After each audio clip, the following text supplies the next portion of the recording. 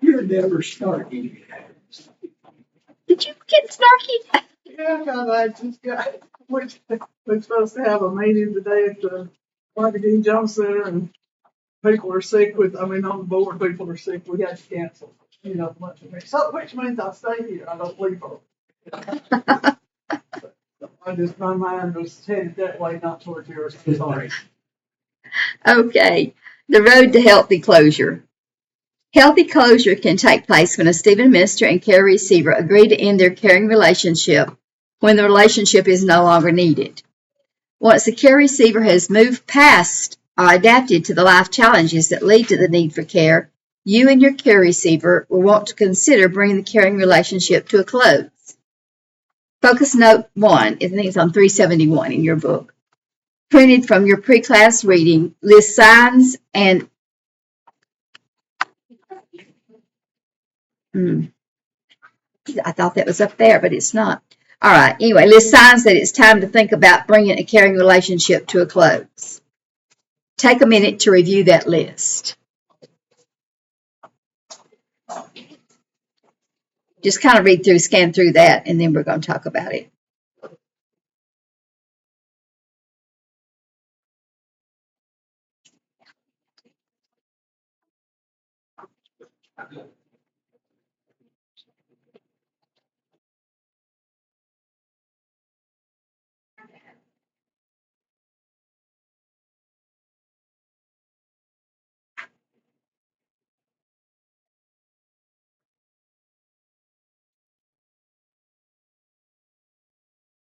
Okay. As your pre-class reading noted, the list in Focus Note 1 is not inclusive or exhaustive. What are some other indications that you can think of that it may be time to consider closures? As others share their answers, write them in the space remaining on Focus Note 1 and continue on page 372. Just what are some ideas of reasons you can think that indications that it may be time to think about closure?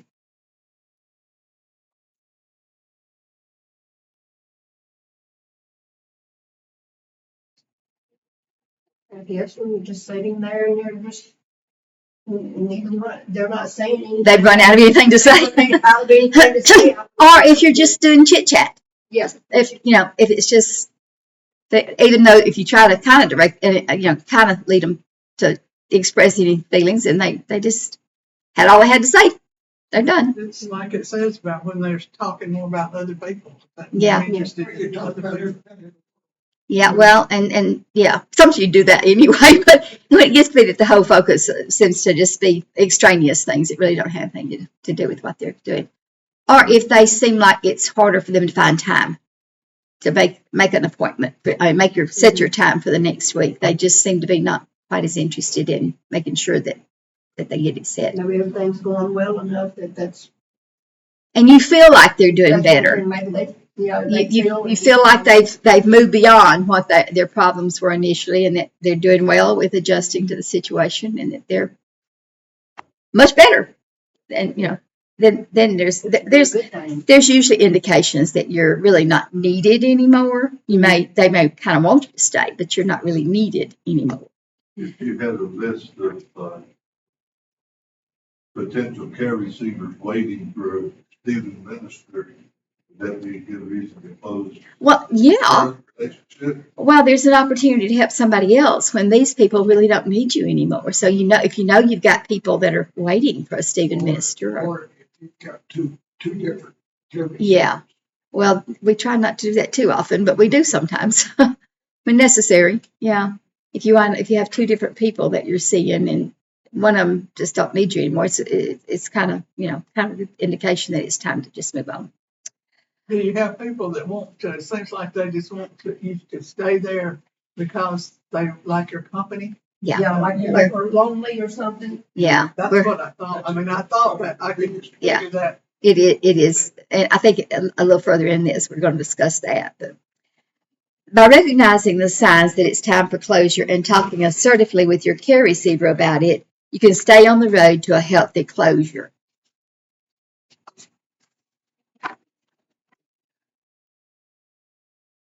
Okay. However, keep in mind that there are a couple of ditches running along the road. As you can see, I think this is probably on the page you're on in your book. On the one side of the road, ending the caring relationship before the care receiver is ready or before the major issues have been resolved. On the other side of the road is continuing on in a caring relationship long after the care receiver's issues have been resolved. Part of your role as a Stephen minister is to keep the caring relationship moving down the main road, to a healthy closure, avoiding the two ditches. Ending the caring relationship too soon. One ditch is ending the caring relationship too soon. The purpose of the caring relationship is to provide the care receiver with the best care possible as he or she faces a life difficulty, and ending the relationship before the care receiver's major issues have been addressed runs counter to that purpose. If you leave them too soon, you can leave them with something that's maybe even harder to dig out of because they've started addressing it but not resolved. It's possible that a Stephen minister may think it's time for closure long before the need for care has been fully met. That's one reason it's always important to talk with your supervision group before you even start the closure process, since they can help you determine whether it's time for closure and how best to proceed. What if the care receiver is the one pushing to end the caring relationship prematurely? Focus note 3 on page 372, which is repeated from your pre-class reading, contains a number of steps you can take in these situations. If you sense that your care receiver is trying to end the caring relationship early, consult with your supervision group early on. They can provide valuable support and help you figure out what's going on and how to best respond to it. Your supervision group is there to help you to make decisions and to support you in all the steps of the way. So anything that you have is that's a problem, or you just need to take it to supervision group and discuss it there. Listen carefully to your care receiver and try to get a clear picture of his or her concerns. After you've done a lot of listening, do what you can to address your care receiver's concerns. As you express your own opinion about the reasons the care receiver would benefit from continuing Stephen ministry, do it in a kind, respectful way without anxiety. Be sure to assertively request one or more additional visits. By meeting again, you both give the care receiver time to think about it further and get an opportunity to show the value of the caring relationship. If your care receiver consistently turns down your request for additional caring visits, contact the referrals coordinator, who may also connect with the care receiver and encourage him or her to continue in the caring relationship. If you just feel real strongly that they still are not through working through all their problems, get help to decide and help to proceed before you just let them say, well, I just want to stop this. And let's try to get another visit in and discuss it with them a little further, and talk with supervision, the referrals coordinator, which I guess that's me and Dole right now anyway. Occasionally it does occur that care receiver may close a caring relationship prematurely despite the efforts of the Stephen minister and the referrals coordinator. In these rare instances, recognize that there really isn't much more that can be done. You can't force someone to receive care, just like there are people that we know that need some help, and we can offer. Robert can offer it, and people can offer it, but they got to be willing to take it, and you can't make them stay in a relationship that they are just not going to stay in. Also know that if this ever happens to you, your supervision group will be there to support you, and the referrals coordinator will work to find you a new care receiver. So I'd urge you not to get discouraged by it. It's not something that's against you or something you did wrong. Quite often it's just that they aren't ready to work through their issues, or just I'm not ready to get through. are not ready to confide in somebody else and let them help them. They don't want everybody to know their business. at that time. That's true a lot of the time. Sometimes people feel like that they've got to have that confidence that it's not going to go any further than you. And they should be able to get that relatively early on, but some people just never really trust other people very much. Okay, continuing the caring relationship too long. We're on page 373. The other ditch on the road to healthy closure is when the caring relationship continues long after closure should have occurred. Been there, done that. This ditch can be more challenging to deal with than the first one, so we'll spend more time on it. When the care receiver is reluctant to bring closure. Sometimes care receivers are reluctant to bring closure to their caring relationship. What are some reasons you can think of for that reluctance on the care receiver's part?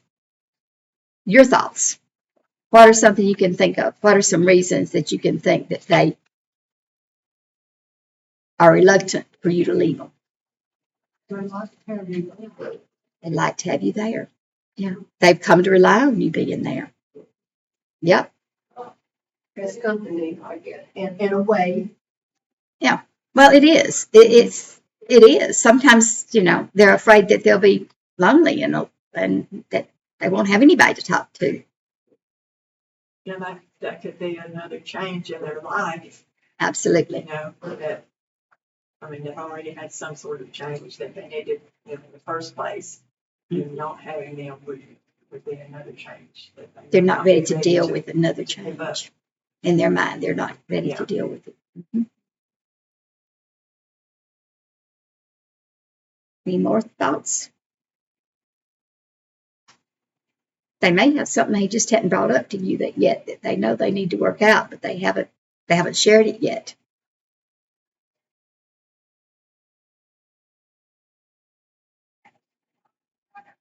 They may be afraid they're not completely past it. They're feeling better, but they're afraid if you're not there, they might revert. They're not confident yet.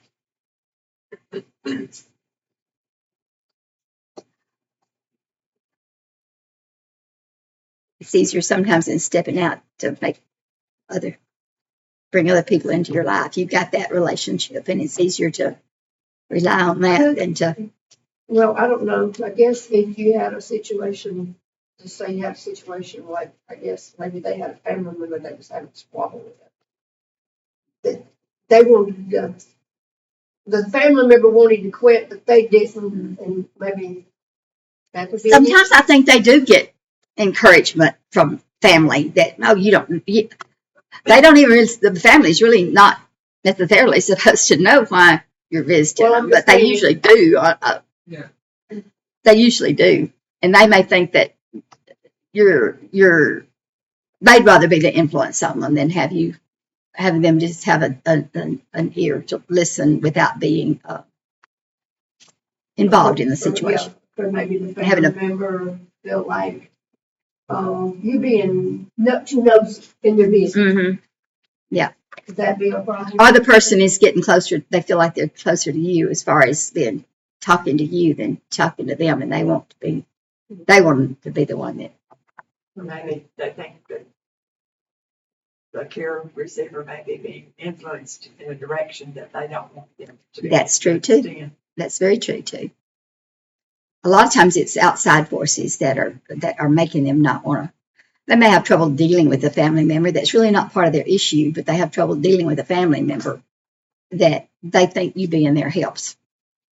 And I guess sometimes it does help some of their problem because they can talk it out with you. We're not really influencing them, so No. we're just listening. That's absolutely true. That's absolutely true. But a family member may. But they don't know that. Maybe that's what I was trying to. The family member don't know that. They see them getting better, and they don't know that it's them, not you, doing it. Sometimes you have family that wants to sit in and listen to what y'all are saying, and that's a no-no. I mean, no. It does occasionally happen, especially if you've got someone in a situation that they feel like they're losing some control. Maybe they could be the problem. Sometimes they can be the problem. That's right. But and you have to handle that very discreetly and very carefully. But no, we don't ever have a third party in on the conversations that we're having with our care receiver. It's a private one-on-one relationship, and like I said, sometimes it's a delicate, and you got to handle it delicately. But sometimes it can be a problem. But I think we may get into that at another point too. Okay, we'll kind of move on. If you think that it's time to close a caring relationship, but your care receiver disagrees, explore the possible reasons your care receiver wants to continue and listen carefully to what he or she says. Then you can address any concerns or fears he or she may have.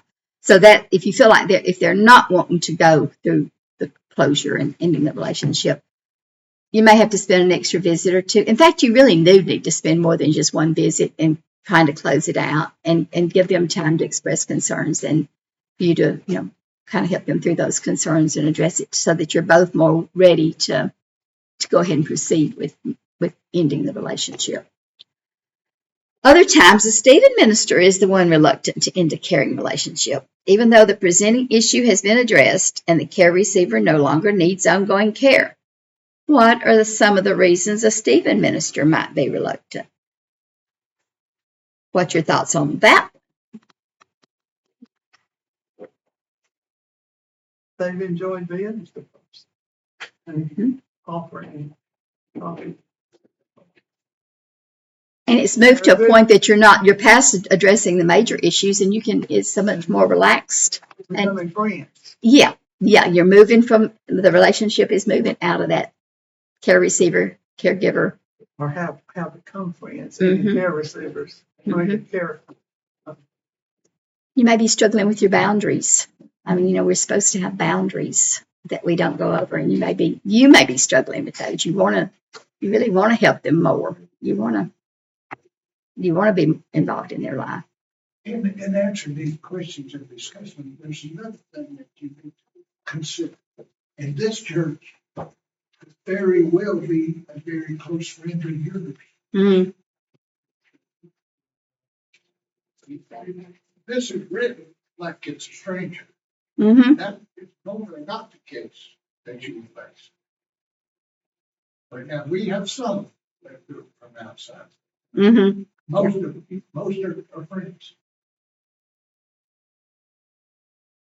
I think maybe probably would feel that you have received a blessing for helping someone. Mm-hmm. And when that ends, maybe the satisfaction of that feeling that you serve the Lord in helping someone. Yeah, and you want to continue serving. Yeah, and it's easier to stay in. It's easier to stay in that relationship that you've already developed, even if you know you need to go and work with somebody else. If we've got somebody else that is needing one, you've got that existing relationship that's become easy. Because you talk and you've developed that good relationship, and it's more comfortable to stay there than to end that one and go start a new situation. Although it's kind of exciting to start with somebody new, if that's a good word for it. I don't know that it is, but you see the opportunity and you think, I can help them if they'll just, if we can develop this relationship. But it is a road to develop that relationship, and it does take a little time. But do you ever have the thoughts of that I might not be the right person for this person? Often. I mean, because from the get-go, you don't really know if it's, going to work out. My most scary one was a lady that does not go to this church, that I had never met before in my life, really knew nothing about her. And to start that with no basic knowledge about the person, it was a little scary for me. And I'm pretty much an extrovert now. I used to not be, but I am pretty much now that I talk to people wherever I go about most anything.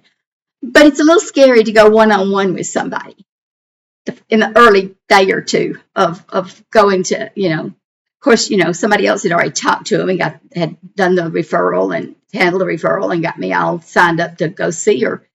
But that first visit or two was a little awkward but it's also good because you don't know anything about them.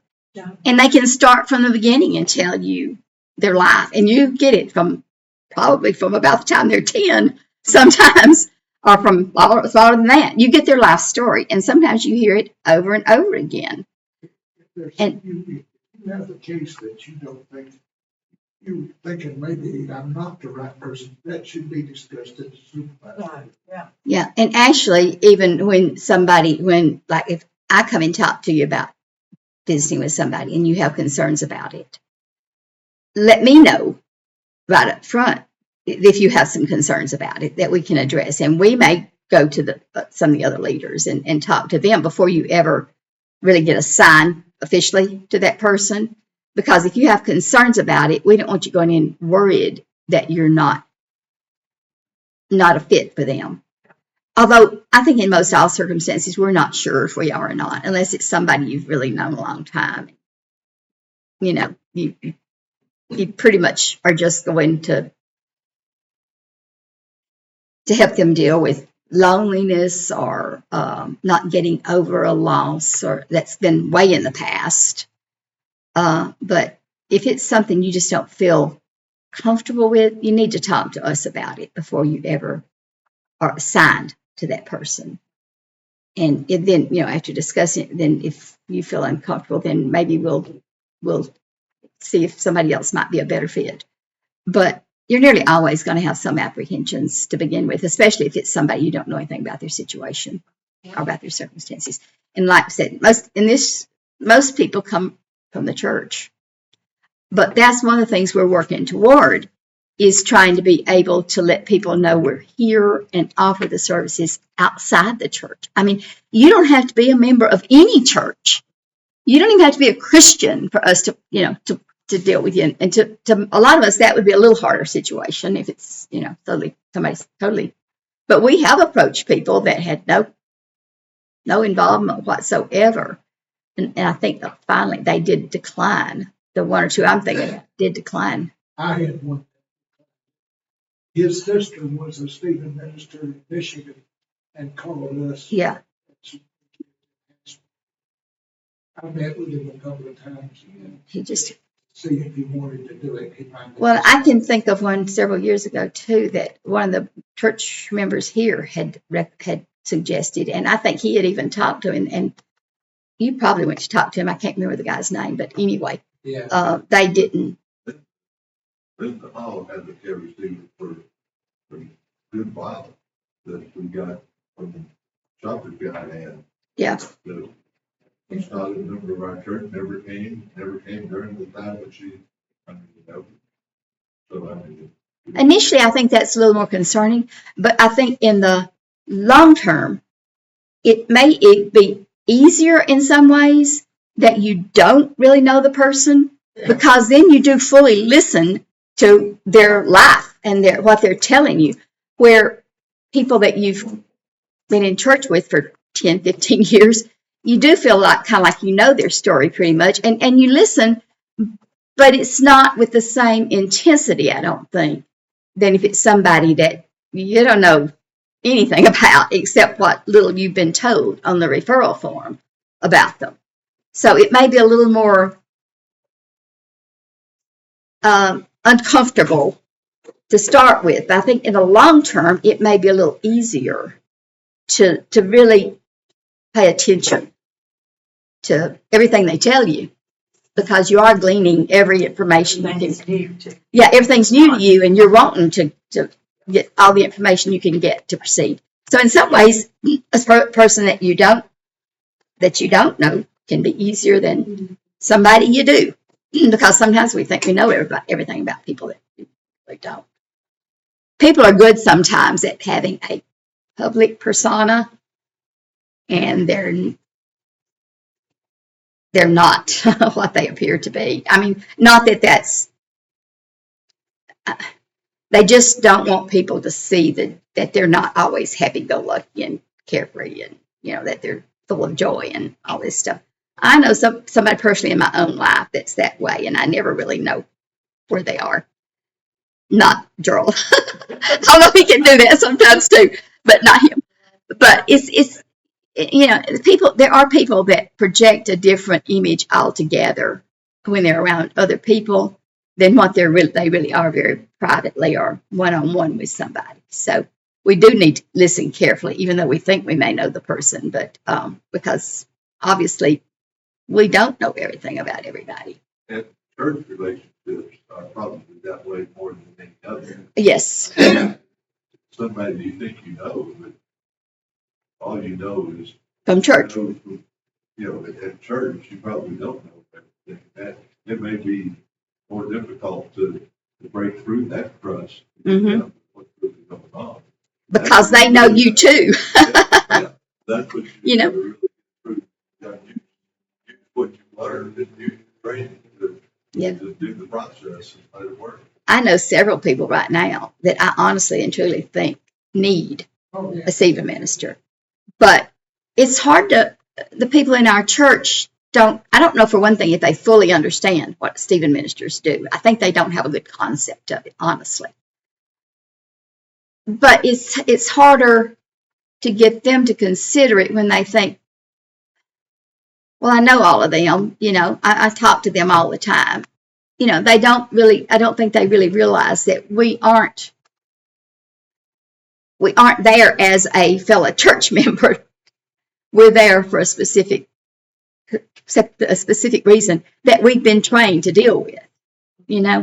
Do you think sometimes they think that they'll be judged? Yeah. If, And I'll tell you something else that I know probably is a bit of a problem, because in a church like ours, I mean, we've grown, but we're still a very close-knit church. I mean, everybody knows everybody, and they're convinced that everybody in church is going to know that they've asked to that they're working with a Stephen minister. They must have a problem. They need help. That's right. And it is much harder for people not to know that you're visiting somebody in a situation like this than it would be somebody like I had that's not even involved with this church. And, you know, we didn't even know the same people. So they don't have concerns about the fact that people may know, where people within the church, oh, they knew so-and-so was visiting so-and-so and so-and-so, you know? And they have concerns about the confidentiality of it. And I don't know how we ever break through that barrier to let them know that it is confidential, and that, you know, that we're not going to tell anybody, and unless they want to tell somebody.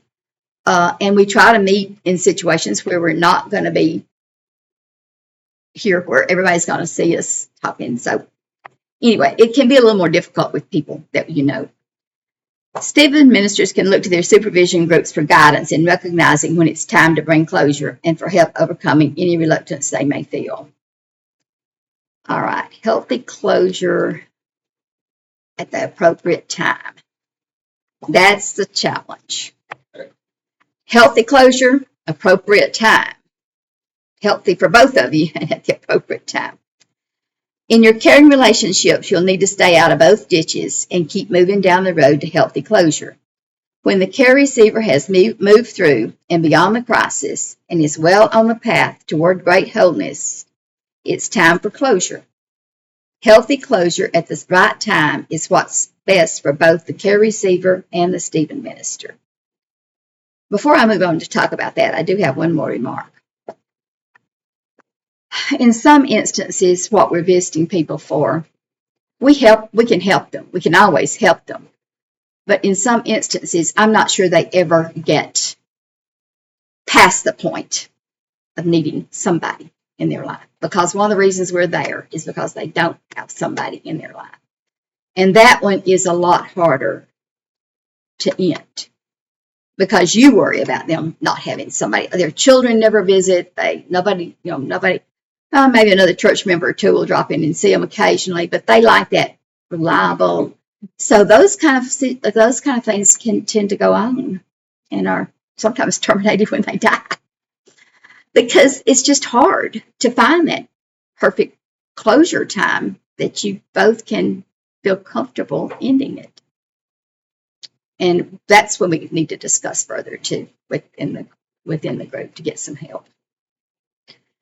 All right, let's talk about the healthy closure at the appropriate time. What are some reasons it's important for both the care receiver and the Stephen minister to move toward closure at the appropriate time? What's your thoughts on this one?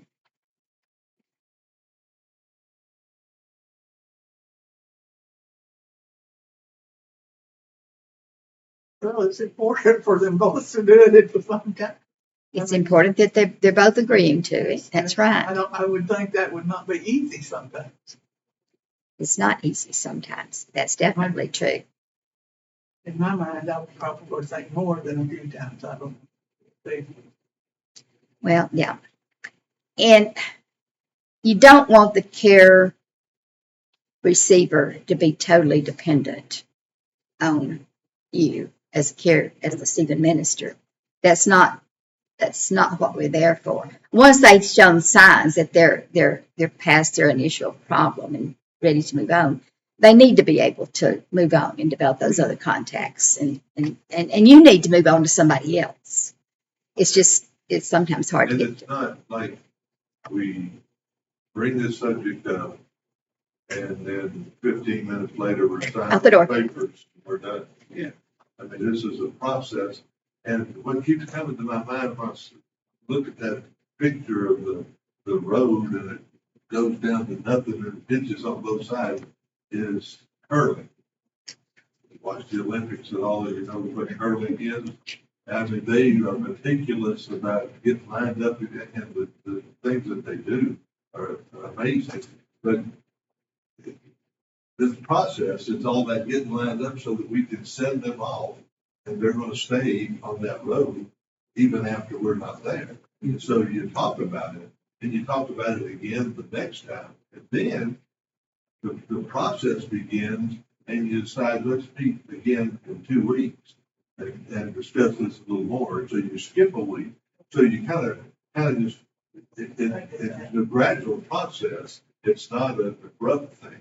So, I mean, the whole process may take a month or 6 weeks or so that you're letting them go, just like those curlers, and then they just fly off into the sunset, run into stuff.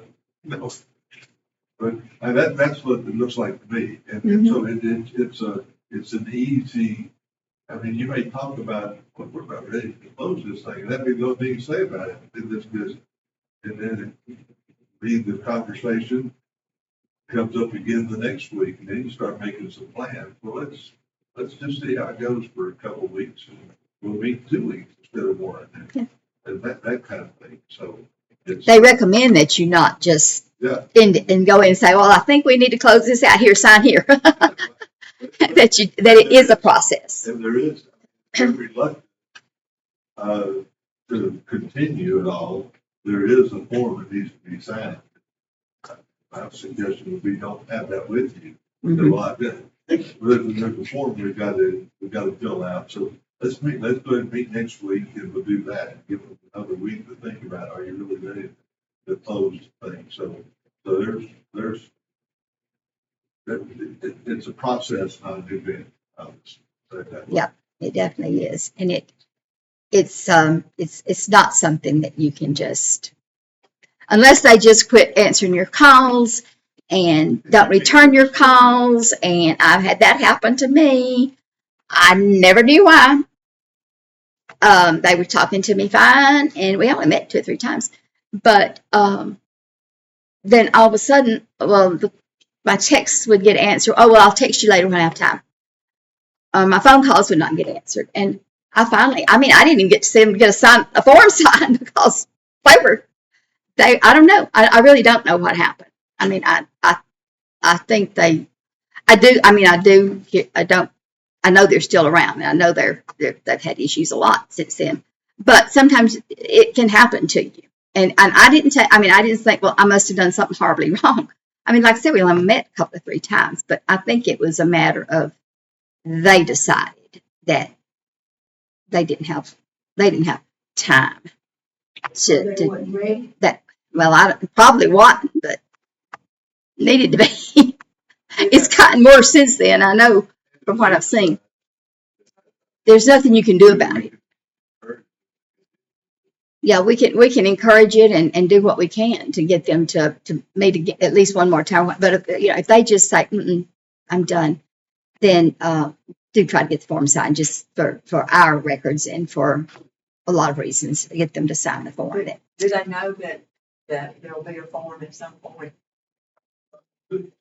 No, Okay, I didn't know if that was something. no, we don't tell them in the beginning.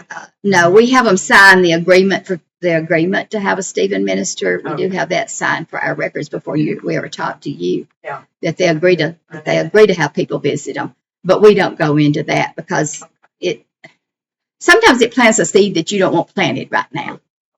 You'd rather just let them and not make them think they're committed for life either, that they're going to have to sign a form to get out of it. So it's not discussed initially. It doesn't come up until you or they are saying, well, I think we just need to stop this. Okay, I think somebody else is up for a while now. So it's hard. These sessions, particularly these two that we brought in. Yeah, I know. I actually, at first I thought, well, that looks like part of mine, but then I read the book and said, no, you're not. I want to share something, talking about the appropriate time. I had a care receiver that appropriate time comes up quite often. This care receiver, his wife was a Stephen minister. And she knew enough not to be there when we talked, and that worked out well. But another interesting thing is they wound up moving out of town. And we started the closing process. He said, why can't we just do it over the telephone? Well, we've got a Stephen ministry session on telecaring. So I did that. We were rocking along doing that. Great. It was working great. We did several months, maybe a year. During COVID, we didn't have a choice. That's right. Yeah, that's right. Well, actually, I used to go and sit on the back porch 10 feet apart. Yeah, Which was about our only choice. I've done that one with a different care receiver Yeah. where we sat on the front porch. So. But then we did telecare for a long time.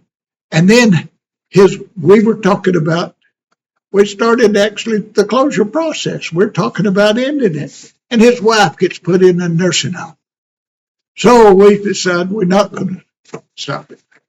Rocks along a while, several months, maybe another year. And she died.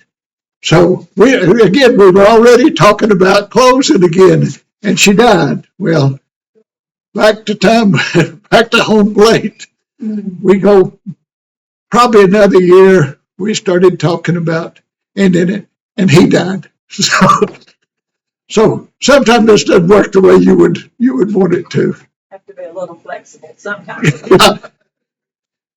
But I did get real close to this person, really, really close to this person. We're on page 374. In your class reading, you learned about the process of Stephen Ministers follows in introducing the topic of closure with a care receiver, then bringing closure to a caring relationship. Focus note 4 is a plan. When you first establish a plan in the closing process, then you taper off on the process.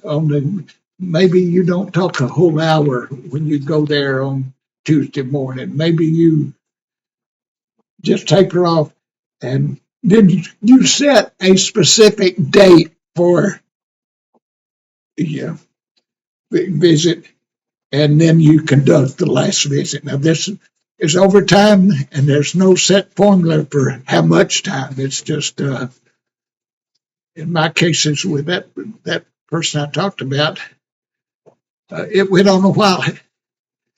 He didn't really want to stop because he enjoyed having company, even if it was over the telephone. But he realized that he needed to let it go. But you don't know. You just don't know. Now, note that the closing process is initiated only after the Stephen Minister has discussed the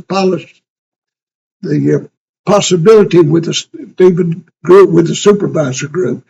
We keep harping on that point, and we really do that. We discuss each individual case in the supervisors meeting, but I'll again emphasize the point. We do not give identifying information. Like, I don't have a clue who any of the other Stephen ministers are seeing, except I'll admit I did figure out who my wife was seeing. A little hard there. The Stephen minister needs to talk to the care receiver about the possibility of closure, and if the care receiver agrees to move toward the ending of the care receiver relationship, the closing process can begin.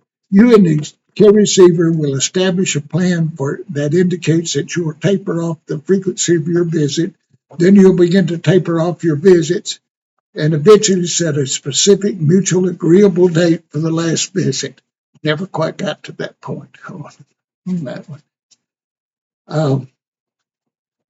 Let's take a look at what happens during the last caring visit. The last caring visit signifies the formal completion of the caring relationship. Focus note 5 describes the final 5 objectives for your last visit. You don't necessarily do them in the exact order, and they're listed there. You may do them more than once, but they can all happen during the same visit. Take a moment to look over Focus Note 5, and we'll look at it. Somebody read Focus Note 5. Acknowledge that it's the final meeting, review the caring relationship, talk about feelings, impart hope, and say goodbye. See,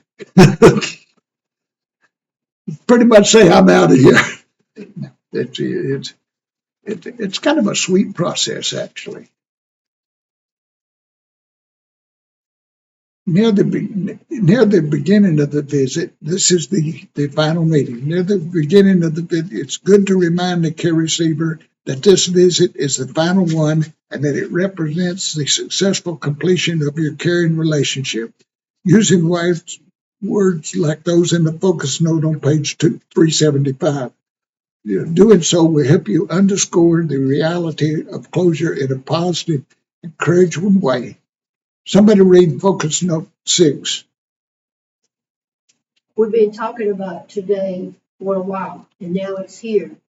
It's time to close our caring relationship. So this will be my last visit as your Stephen minister. Now, always remember these things like this that say this does not mean you memorize all these things and pull them at the appropriate time. I think people have done that in the past. They want to make sure they don't get it wrong, so they do it. It's in your own words. Give that message. Sometime during the visit, talk with your care receiver about what has happened over the course of the caring relationship. Encourage your care receiver to look back at how they've grown and overcome challenges and move toward a greater wholeness. You might share some thoughts of your own about change and accomplishments that have taken place, but let the care receiver do most of the talking. Let the care receiver do most of the talking. I know y'all find it surprising that I have somewhat of a problem with that. Focus Note 7 provides an example of what you might say.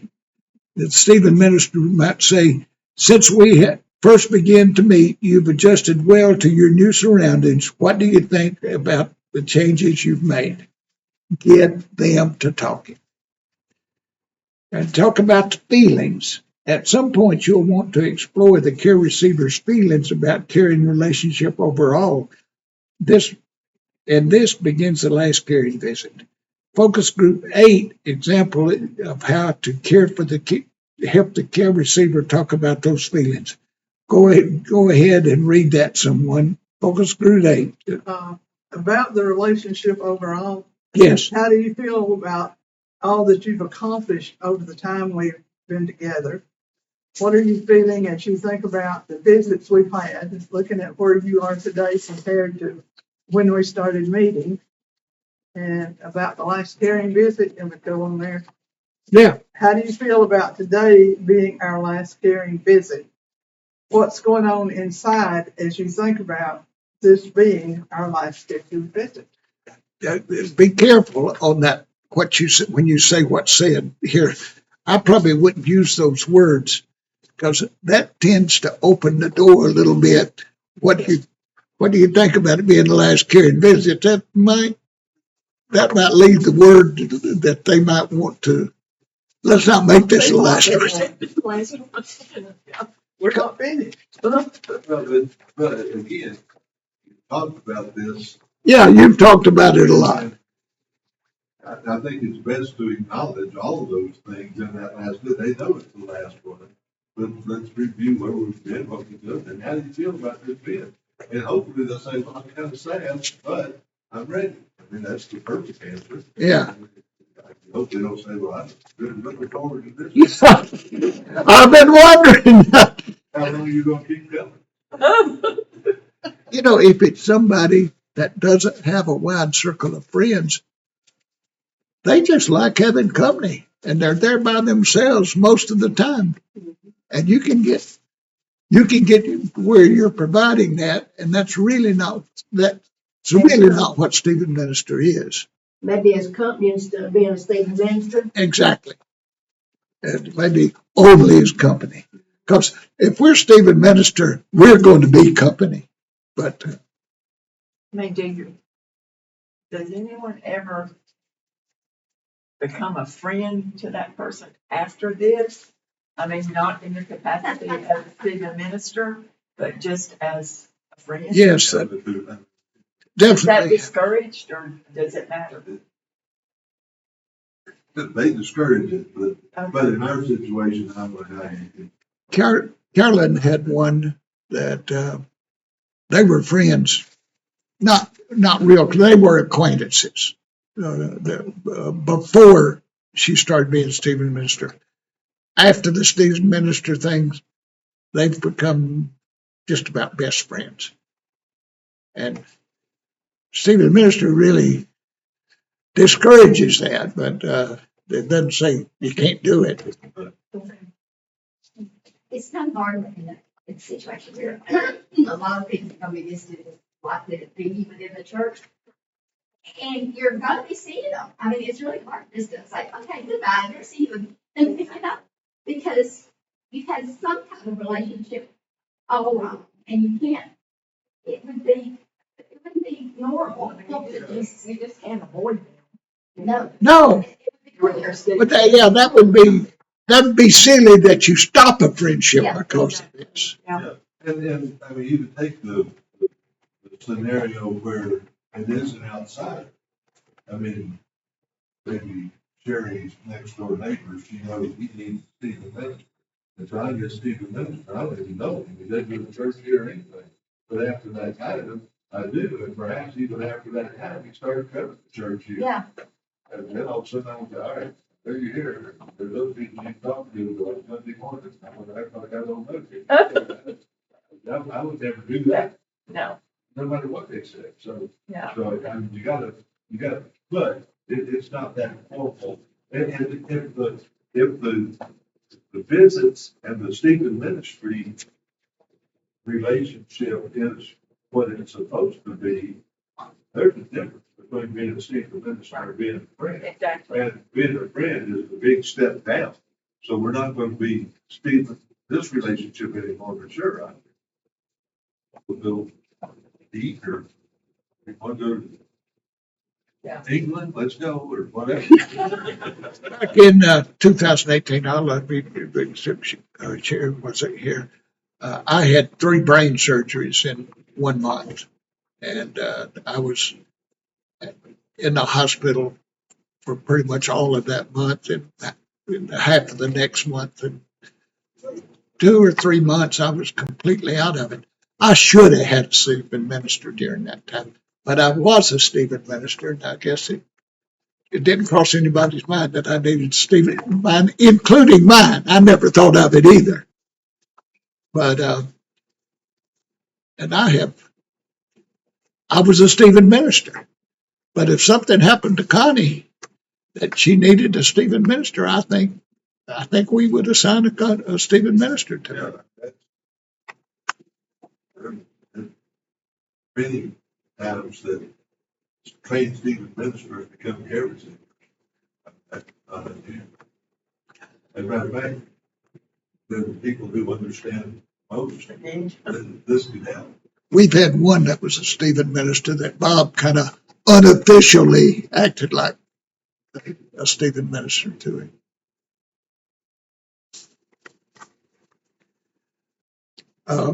By sharing your feelings with a care receiver, you signal a shift away from the caregiving receiver roles that have defined the caring relationship. This is the last meeting. We're to impart hope. I'm sorry. Throughout the last caring visit, it is good to communicate a sense of hope. One way to do this is by discussing the progress or growth you've seen in the care receiver, pointing out the strength and skills they've attained, while emphasizing how that growth will benefit them at the end of the caring relationship. You may find it helpful to repeat some of what you shared to impact hope as you work through this last meeting. You might remind the care receiver that they haven't only endured crisis, but grown from it. With new skills, understanding, and spiritual growth, it will help in the future. Focus note 10 shows an example of words that impact hope. Who would read focus note 10? Morning hope. You've really come a long way since we started meeting right after Lindsay died. Overall, you're better equipped to manage by yourself with God's help and to face problems that may arise. Made a lot of progress in a number of areas, and I know you'll continue to grow in the future. The next is saying goodbye. Just as in the last caring visit brings the caring relationship definitive close, there needs to be a definite end to the last caring visit, in which you and your care receiver mark the closure of the caring relationship.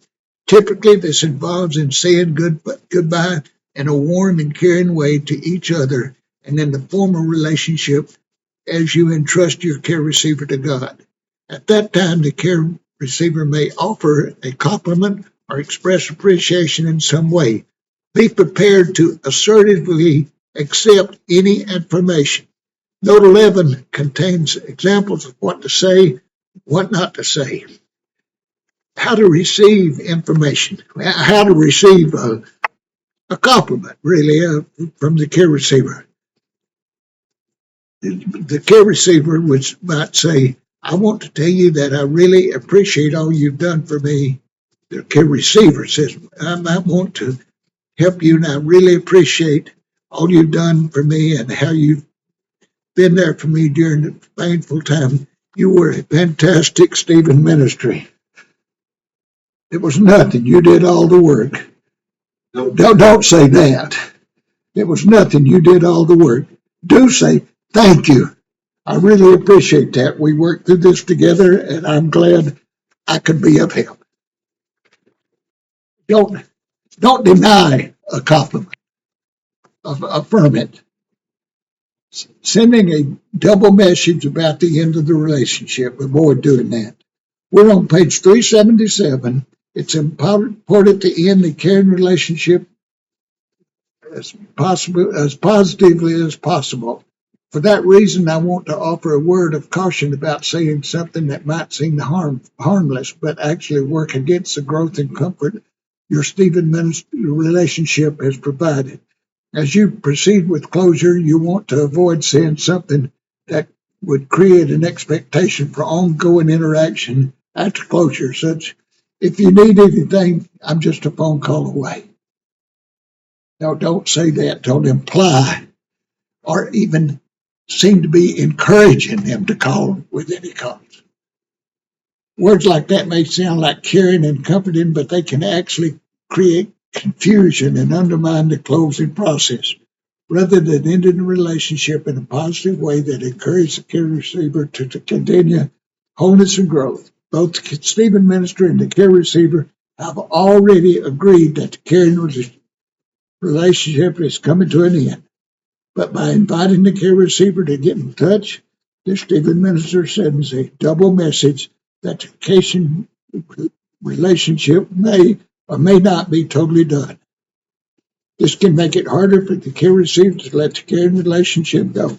In addition, the care receiver might even feel obligated to contact you, even though they haven't been thinking of doing so. It's best not to suggest that your receiver can call or text you when needed, or to hint in any way that your relationship can continue. Now, if the care receiver asks whether they can call you after the last caring visit, it's perfectly okay to get permission for that, but keep it short and simple. Just say something like, sure. Don't say anything else. You don't need to say any more than that. The concise, caring response reassure the care receiver that help will be available if needed, but without encouraging a follow-up contact or any type of ongoing relationship. Saying more, such as adding, I'm just a call away, or I'm always here for you, might even make it sound as if the care receiver should contact you, which sends a mixed message. Risk blurring the clear ending of a closing relationship. The closure is an ending. It's a very positive ending. It marks a successful completion of an important journey. It's a celebration of how the care receiver has grown during a difficult time. It is moving forward with renewed hope. Closure signifies that the care receiver no longer needs the care and support of a Stephen minister. The Stephen minister is now able to move into greater independence, which is the best for the care receiver. Completing the wrap-up form. I want to be honest with you. I didn't even know that form existed until preparing for this. Glad to hear that. He wears his people out. They don't get a chance to sign out. Yeah. After the last caring visit, one final step in the closure process to complete is a wrap-up form. It's on page 369, and we're supposed to look it up. The end of your pre-class week. Yeah. It's appendix. You'll fill this out at the end of any caring relationship. Take a minute to look at it. After the last caring visit, you'll fill out a copy of this form, which you will give to your supervisor or group facilitator. Then get a completed form to the referrals coordinator. You will also give the referrals coordinator the referral form which you received that you were initially matched with the care receiver. You learned about the referral form in Module 17, how to make a first caring visit. Both these forms are highly confidential, and you'll want to put them into a sealed envelope and give them directly to the referral coordinator. Before we move on, what thoughts or questions you have about the closure and the final closure visit? Honestly, I think it is pretty clear what you got to do, but And I mean, it's kind of hard to make sure you get all these steps lined up to close a relationship and have and so this is a process that a supervision group will basically lead you through at the time that it's necessary, but it is important to include it in our stuff, but this is not it's not what we need to leave our training knowing yeah, first and foremost, I know how to close the relationship. this is something that a great deal of time is spent discussing this before we enter into relationship. Let's take a break. I mean, it's supposed to start the next first and then do, but I've worked through that. It's gonna be shorter than it's supposed to be, and we're over halfway through now, so stretch your legs, take your break, and then we'll do number 3. Yeah.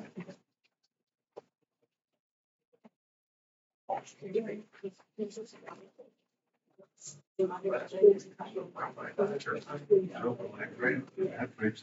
I mean, that was a little different from the initial. And I did that.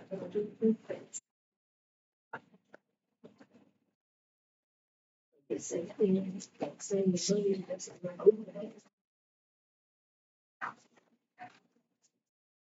I think I don't think, I misunderstood what we were supposed to read this week. I thought we were supposed to read this. But I didn't read the closing thing. You didn't read that sheet I gave you then. Well, it said pre-class readings for next week. Next week, it's reading. Good. It says something about that in there. I think I had read that since I left. All right, I read 33406. then next Tuesday, and that was last night, or this morning, read the first page of this. Oh, I thought that was like the And that- retreat thing. But that's a bit, but Oh, the okay. reason I said don't worry about the pre-class reading for this class was simply because the pre-class reading basically is all these focus notes that we're going over. Yeah, that's right. And so and doing that reading for the supervision stuff that we're gonna do on the retreat is more important than being prepared for this morning. So you did good. But, but the pre-class reading, that stuff will still be there, you know, a year from now or 2 years from now, when you come to the end of a relationship, that's the time to read that, not now anyhow.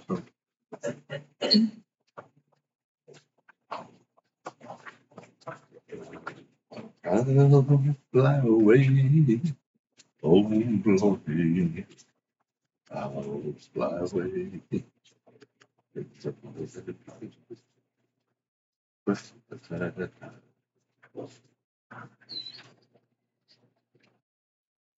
I'm gonna leave here right at 11. We've got company coming right after lunch and we gotta eat. Okay, I want to talk, we probably need to figure out time that the 4 of us can.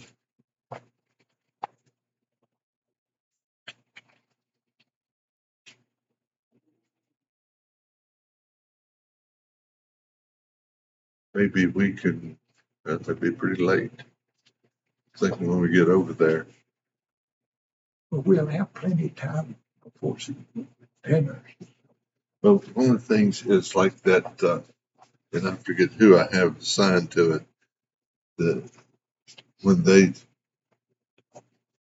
are supposed to express what this has all meant to them, the first part of that last session, you know, we took all kinds of art stuff and poster boards and drew pictures and all that. But one of the alternatives is to just write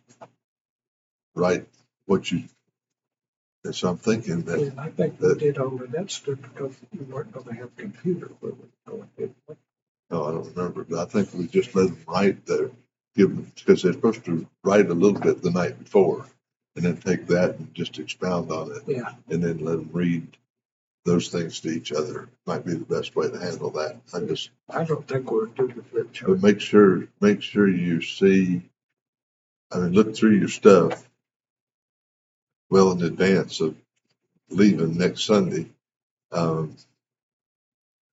Just make sure that if there's anything that you're going to need in the part that you're presenting, that you take it with you, because we get over there, it won't be like we can run next door and get it. Yeah, we carried a paper. Right. Chart. But they did posters too, Yeah, because we had stick on things. Because I kept mine. I had mine on the bulletin board in the garage for years after that, and somebody else, maybe Peggy's, they had 2 of them up there. But, and they can do that. They can take your pencil and just draw a picture if they want to. Yeah, drawing on a piece of paper. Right. And I may put in some color markers. So if they want to, So we need to make a decision. Are we going to Sunday afternoon? We're going to meet here at, is that right? yeah. Let me, Sherry will go with Robert and they don't need to take anybody with them. You know, we just- Hazel's going with Francis. What's wrong with her? And we could stop and pick Connie up. I don't know about, and I don't know. Sandra said, we'll go that way. We'll go 278 and come across the mountain that way. And so we can pick Connie up on the way. Rita and Hilda could actually ride with us too if they wanted to. So that gets everybody. So y'all can just go You on. just tell me what. Yeah, between now and then. But don't worry. And I'll tell you then, we'll be there at 4:00. The other thing is if Francis and Hazel wanted to ride with you all, just to keep them Well, I having a could vehicle easily get either one of them or go by their house. or both of them. I mean, Yeah, just they're swing by right, them. right close, they are right together. All right, let me ask Francis, because Hazel has already said that she's rooming with Francis and she's riding with Francis. So if Francis would like to go with you all, you can carry Yeah. 4 in your vehicle I can. and then we can just get, decide that when we start. Right, When she right gets back. boom, boom, boom, boom. But I knew Robert would have to have a vehicle available. Oh, yeah. And if Gerald and Sandra drive and Robert were to have to leave, they could bring Sherry back.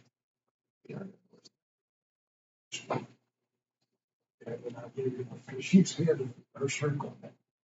She really hates this. She's thinking about coming back for her circle, but had decided not to. Okay, well, then it's circle me. Tuesday afternoon at 1:00. That would mean your whole carload would have to skip Yeah, lunch. so. But she has decided not We to. couldn't, she has decided Okay. not to because we'd have to have 2 cars. Okay, good, because the very last thing that we do before that lunch is that worship service that I want them to be involved in. She decided that she just took this over. What, no, Karen Packard had it before then, so Karen's gonna take it over for her. Okay.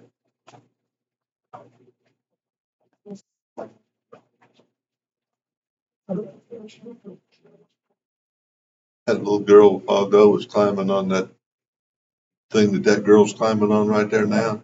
And she got up on that first rail and she couldn't get her, she was fixing to put her second foot up there. But she kept looking over at the teacher and she started doing it like she was wanting somebody to say, get down from there. She didn't want to have to decide it herself. She wanted somebody to tell her she had to.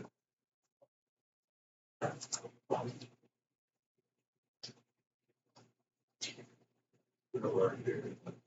Don't be observed. Let you know what's good. A worker. I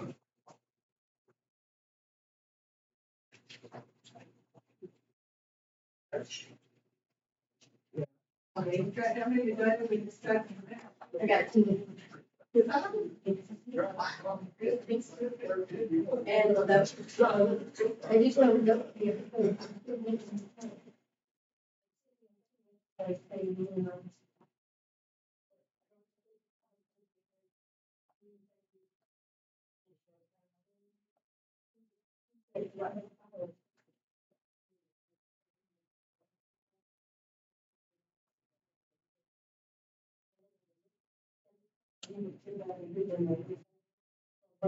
I'm hoping that comes in before we miss Sunday. Because I don't need that car sitting in my mailbox while I'm down here. Francis, sorry, Rob said that she's riding with you, rooming with you and, She told, oh, I didn't know she was right. well, I don't think she knows she's right. Maybe she'll be leaving. She won't be coming straight back. Whatever. So you're not coming home? Oh, you got to go to going somewhere else? No, but I am, well, I'm not, but my mom was in Straight Mountain, born in Burkett. And actually, she was born in Greasy Cove. Y'all know where Greasy Cove is? Greasy Cove is the bottom of the mountain there where Camp Simatonga is. Oh, Somebody told me yesterday, I don't remember who I was talking to. Said their parents were from Chandler Mountain. Yeah, now Chandler Mountain's the next one. Yeah, that's where all the tomatoes grow. I told him, so I go to church, but you know, My mother was born, well, out on, what's the highway, Lane Highway. But anyway, but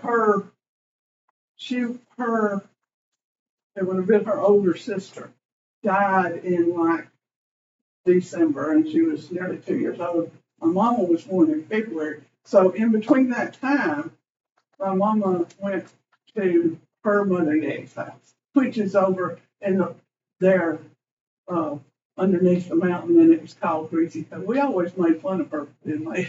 Being born in Greasy Cove. Being born in, if you and Hazel. but I can work it out. Well, with if y'all Hazel. want to ride together and you would like to make a visit after, we could bring Hazel back. I know Hazel hadn't told me either one of those things.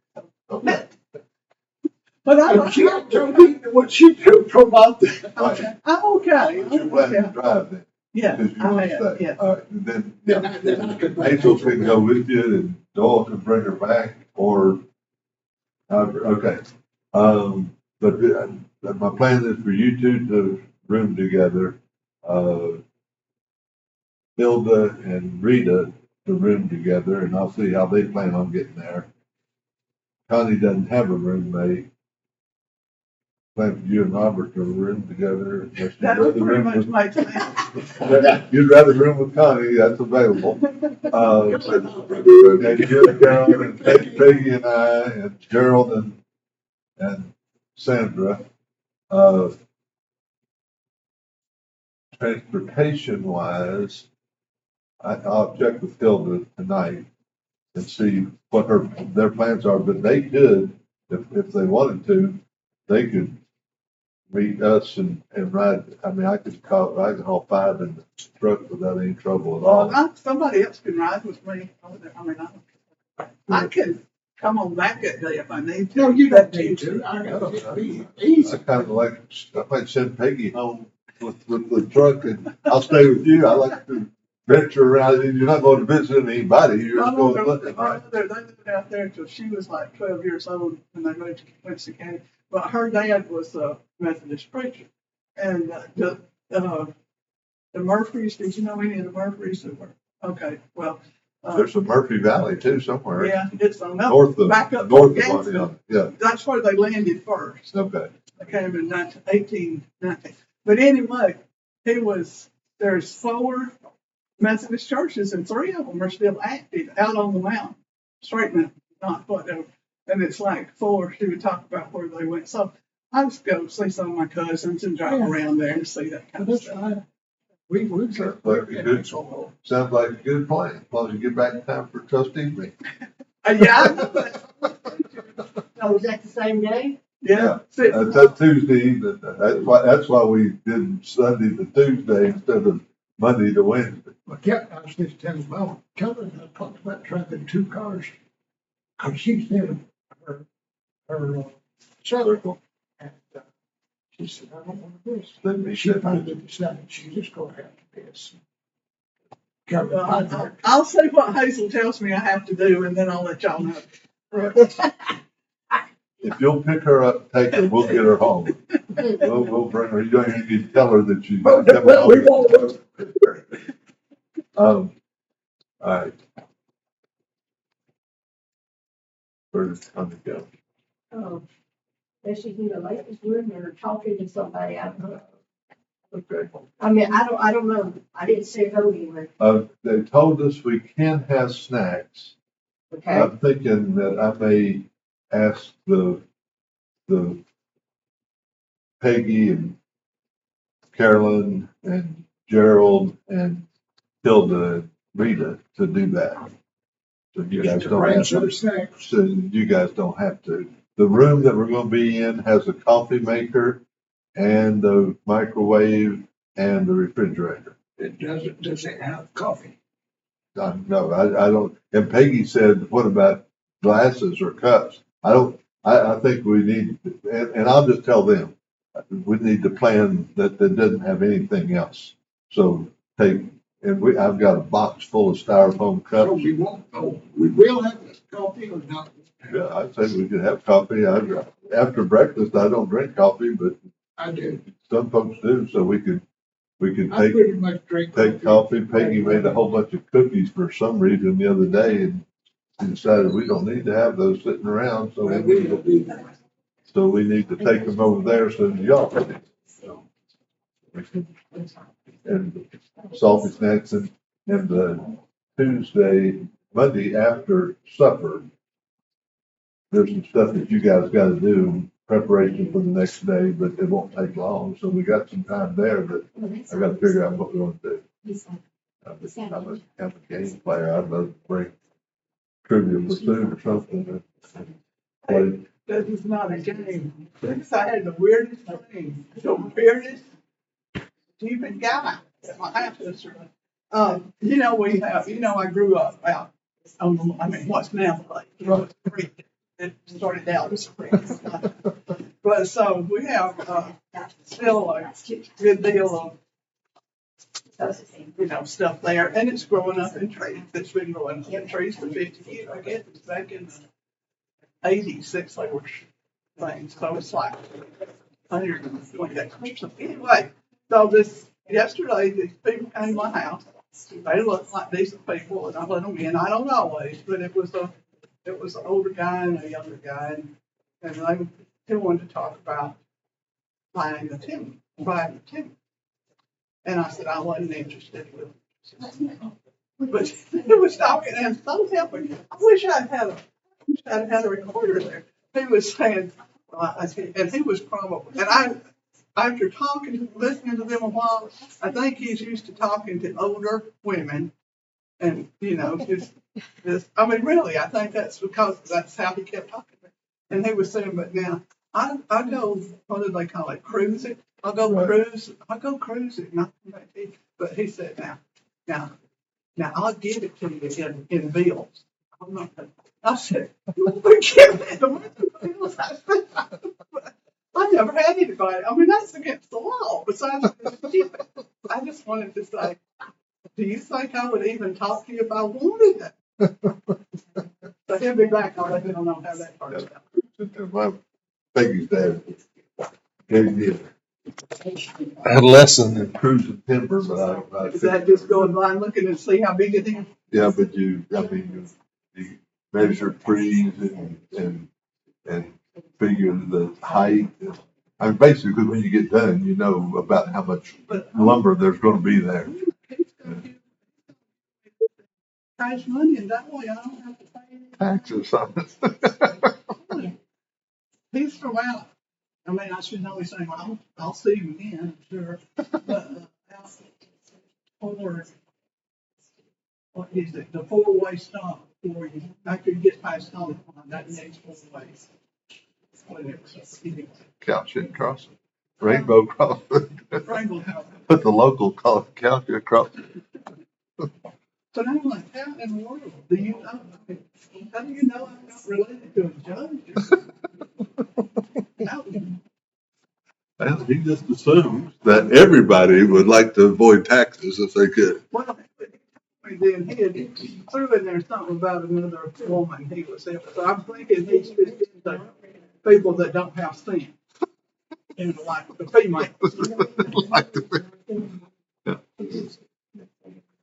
But that was the most interesting thing I've had. I gotta see that. I'm assuming that you and Gerald will ride together. Yes. No.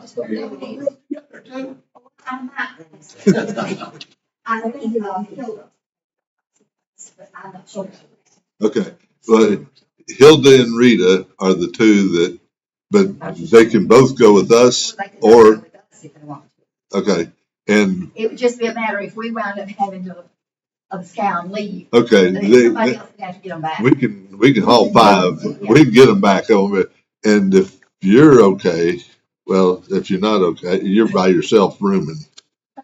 Because our last holdout possibility was Diane Hart. And I thought, well, if she comes, I mean, y'all have built a relationship and that would be good. But she's having a whole bunch of water damage fixed at her house and they've started work and she didn't want to stand and so I understand that. But Yeah, we'll get that done. last month when we talked to her, she said, yeah, I might be interested in doing that. But anyhow, we can come by and pick you up at your house because we'll go that way. We'll go 278 and go across the mountain and drop you off there when it's over too, if that's all right with you. So save you from having to leave a vehicle here or drive all the way here. So, I'll see Hilda and Rita both probably tomorrow night. I will confirm if they're both. okay, and I'll see Hilda tonight. They said we could have snacks and stuff in the room, so I want the old folks, Gerald and Peggy and Carolyn and Rita and Hilda to do that for us. And Rita's already asked me about it, said she would do something, and Peggy will, I know, if Gerald. Meeting room. Yeah, and for, I know, don't need everything to be sweet, but that's all right. And drinks but I assume we have to take everything if it requires a fork or a napkin. No, don't want you all to have to do anything. Y'all are what we're there for. I know, but you all just do your readings and be there and let them do for you. That'd be good. Right. So that same kind of thing. Yeah, we get some. All right. Everybody's supposed to come this week. And we can be there. We can be there at 4:00. We have to be ready for dinner at 5:30 Sunday evening. So What's the dress code? whatever you want to wear, Any kind of clothes. whatever you want to wear. I've always been told when you go to Simiconga, you better take you some jackets, some warm, because you never know what to take to the store. Now, I will say that in the mail. And I don't know if they're going to have the air conditioning on or the heat in the retreat center. Right. Something you can wear or not wear. Monday, so. Yeah, it's supposed to be stormy Monday. Well, that's a good place to be if it's stormy Yeah, because we're we're protected down in the hole. Right. Our Well, that's true. our two mornings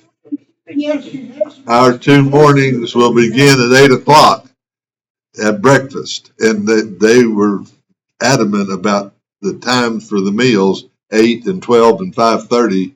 That's when we need to be there to eat, and so we'll work our schedule around that. And on Monday, the morning session and the afternoon session are both about supervision. So if we don't get done with the first one in the morning, in between, that's a shorter time we can finish it in the afternoon. But from 8:30 to noon, from 8:00 to noon, we got to eat breakfast and then go brush your teeth or whatever you got to do. We may not get started with that till like 9:30, and 2.5 hours, it's 12 o'clock. So, but we'll fit their schedule, but that'll be the process. And we'll just basically the sessions will be like they have been here, and we'll finish up on Tuesday morning. Now, for Sandra and Doyle, one of the things we have to do at the end is talk about what are we going to do after this in terms of whatever they call it, not consecration, but something. Yeah, my question was when we're gonna do that. I don't remember what it's called either, but Oh what is man, that called? There is a word specific for that, but I can't think of what it is. I mean, right, Get a certificate and. during commissioning service, yeah. So I guess I need to get with Robert about that and decide, and so we'll know. So we go in front of the church, is that what we do? Yeah. Oh, okay. So, I'm just asking. so they know that you completed the process. Last time we did it at the beginning of the service, of the first church. I don't remember. Only one I remember was the first one. And we had a lunch, and then everybody invited families. I bet we had 100 people in here because there were 23 trainees in the class, and they all invited families, and we recognized them and in the services. And I mean, it was big and great. I don't think we want to do all that much again, but we do need to have a worship service. We didn't have It's we in both services, they kind of recognized but the first service, I think they gave us that Yeah, certificate. did we do it both services or just the first? I think you did in both services, but we didn't have a lunch. okay. We'll figure out But how. I don't really think it matters. But sometime there will be a commissioning process. It may be 5 minutes of part of a worship service, or it may be a whole worship service. But with coming up to Easter and Robert having those services and sermons already planned, that it may be after Easter. And he may want to do it with the children's thing. I doubt that their program on the Sunday after Easter is going to take the whole worship Take the whole hour. worship service. So we may do it as the second part of that service. Then we have a supervisors meeting every month, so. The first Monday, and we have been meeting on the first Monday morning. But we were at 9. The only reason we moved it to morning is everybody could be here and. Well, and Scott we was may here still already, be so- able to. And by the time we get around to the first meeting, she'll be available. Well, I was just, Practice always has a big meeting. sometimes days are hard for us now. So, but we can deal with that. Our group has met many different times. That's And what so- something we could probably discuss at Suwachanga and come up with the best time for everybody to. So we'll have to do the supervision. we'll have everybody involved will be there except for Steve and Ann, or Steve. And Did you get that text? he can do. Did you get the text? Oh, I forgot all about that. I didn't even call. I forgot all about it. I'm sorry. We just need to get them back. Yeah. Then that won't be a problem. Okay, is there anything else I need to know about Sunday before I drive down? Yes. We need to be ready for, you check with Hilda and Rita, or Hilda will be talking to Rita. And as long as between you and us, we get them there, that'll be fine. And if I need to take both of them and pick up Connie, I got plenty of room. And I got plenty of room for luggage or whatever we need to take with us in the back of the truck. What time? I don't know. Something before 4. And we got, if we can get over there at 4, and that's probably when I need to get there, is 4 o'clock. So if I picked you up at 3:15 or 3 o'clock, something like somewhere in that neighborhood, we can get there in 30 minutes from your house, just about, or 35, maybe 40. I'll get there whenever Hazel does. You'll be there twiddling your thumbs about 12:30. All right. So I think that's it. It's fine. Thank you, and hope that visit goes good. All right, what we want to do now is take just a little bit of time practicing this process of closing a relationship. Let's turn to page 378. And 378 is where the focus note 12 is. Okay, I want you to read focus note 12, or let's just read it out loud. Connie, if you will, just read that out loud, because that's what we're going to deal with, that scenario. Over a year ago, the care receiver lost both parents in the span of a few weeks. They took responsibility for the funerals and dealing with their affairs. A month later, the care receiver talked to the pastor about struggling with deep grief, and the pastor suggested a Stephen minister. The care receiver has been meeting their Stephen minister for about a year now, and that period involved a lot of transitions. For a long time, the care receiver was grieving so deeply they could hardly talk about it. Then they became angry with God, and the Stephen minister helped the care receiver work through the anger and get back to feeling able to pray and worship. For several months, the care receiver felt guilty for having taken their parents for granted and not spending more time with them while they were alive.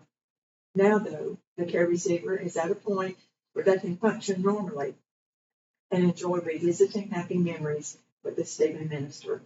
The care receiver has been coming to terms with the loss and realizing that they found a new normal. In recent caring visits, the care receiver has enjoyed the Stephen minister's company, but hasn't had any weighty issues to talk about. After discussing the current state of the caring relationship, the supervision group agreed that the time was right for the Stephen minister to suggest closure to the care receiver. All right, so you got the scenario. Now, turn to focus note 14, and I don't know what page it is in your book. The next page. All right. Using scenario 1, not getting a choice, the Stephen minister begins by introducing the possibility of closure.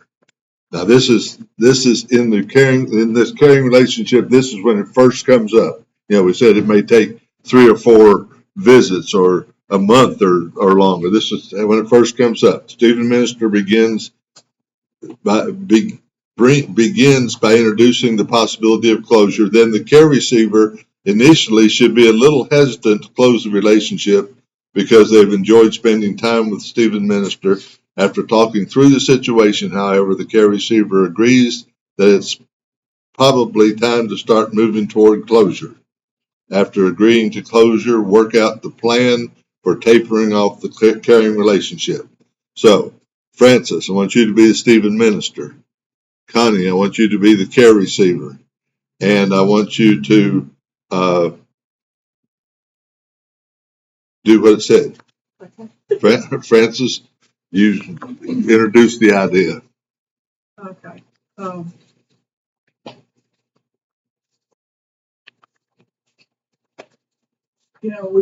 We've been reading and talking for quite some time now. And I know it's been tough for you, but I know that things are better now. What do you think about how it's going? How we're doing? Well, that's not exactly the way I put it, but You're okay. That's okay. Well, yeah, it has been difficult for me for sure. But having you to talk with and just to be able to express my emotions, even the guilt that I was feeling at one point, and just the way that you have just listened, cared for me, I feel like that I am at the point that I can begin a new day. You think you can? But I sure am going to miss these times that we've had together. Just knowing that I would be seeing you and that I could express anything without you judging me or really giving me any advice. I really hate for them to end. I've enjoyed it's been a tough time. I mean, you've been through tough times, but I've enjoyed being here with you. But I have seen through the weeks that you're reaching a different point, and maybe you're ready to move on. I'm ready for me to move on. Well, I think I am ready. I think I'll be okay. I think we should pray about it. Right, but go ahead and outline. I mean, you're not gonna shake hands and say goodbye now. This time. So tell her what your plan is for finishing up. Okay. I think maybe I'll come back in a couple of weeks. See how, Okay. That'll give me some time to, I guess, really and then know that I'm gonna be okay. we'll know what we need to do. Okay. Okay. And maybe even go as far as say, then if things are going good, the following week, we'll sign the papers and finish the process or something like that. All right, good. Same scenario. This time, Sherry, you be the Stephen minister, and Francis, you be Connie. You be the care receiver. Sherry, you be the Stephen minister, and you bring up the idea of time to wrap it up or close or On the whatever. same scenario? Same scenario, yep. Ooh.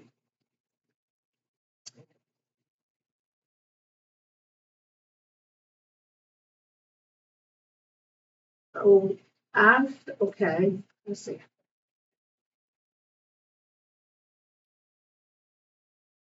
Miss Francis,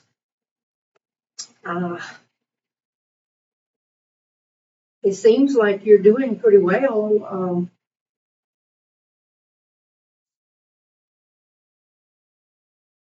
Since your parents have gone, I think everything is going pretty good. What you think? Well, it's been a tough year, but I know that as the time has passed, it's been good to have you come in because that's helped a lot, and I'm able to adjust now and understand that time it's changed, it's not the same. So I have appreciated you coming. I'm not telling you not to though, so there you go. Okay.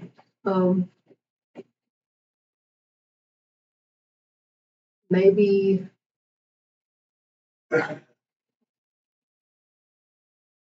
would say you think about moving on in a couple of weeks. Moving on. No.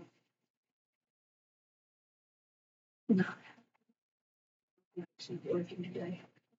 I'll give you.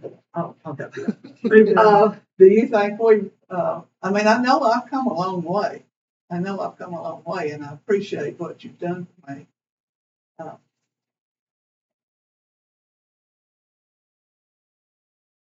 Maybe this was a tough one for me because maybe I should have had one when I was a child.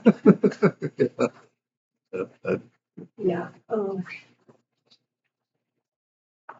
And I think we'll probably learn more as we think about it. Yeah. As we think Yeah. about it. But and these are, I mean, this conversation really, and when it's time to have this, you go back and you go over what Doyle just did a while ago, all those things. He said, don't memorize these. Put them in. Say something that will, make them go back. That's That's good. the other thing. That's good. I mean,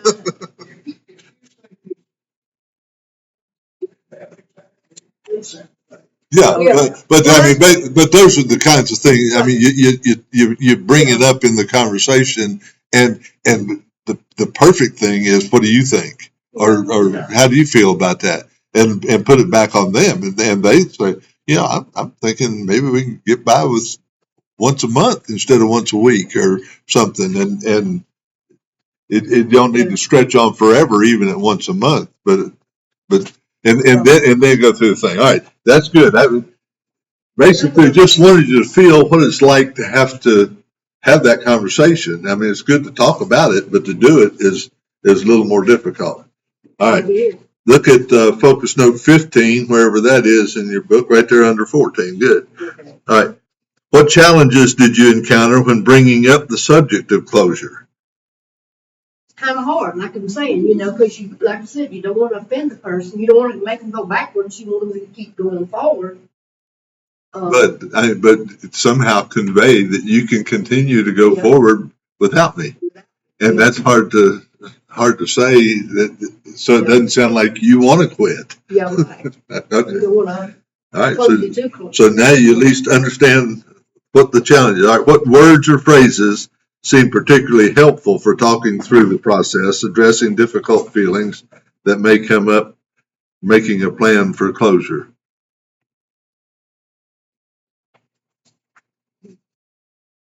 Thinking, kind of giving them hope that they have come through a process. And at this point, you know, they've worked through a lot of issues, and that it is good that they're at this point and they can proceed Right. forward without you. And always going back to, what do you think? Or Yeah. how do you feel? Make it in a question as you talk closely with the person. You can also make it come out as a question, I would think. Right. And Maybe like, oh, it seems to me that you've made such good progress. Do you think How that do we you feel? Yeah. might be able to, you know, close our relationship? Yeah. Something like that. Very good. All right.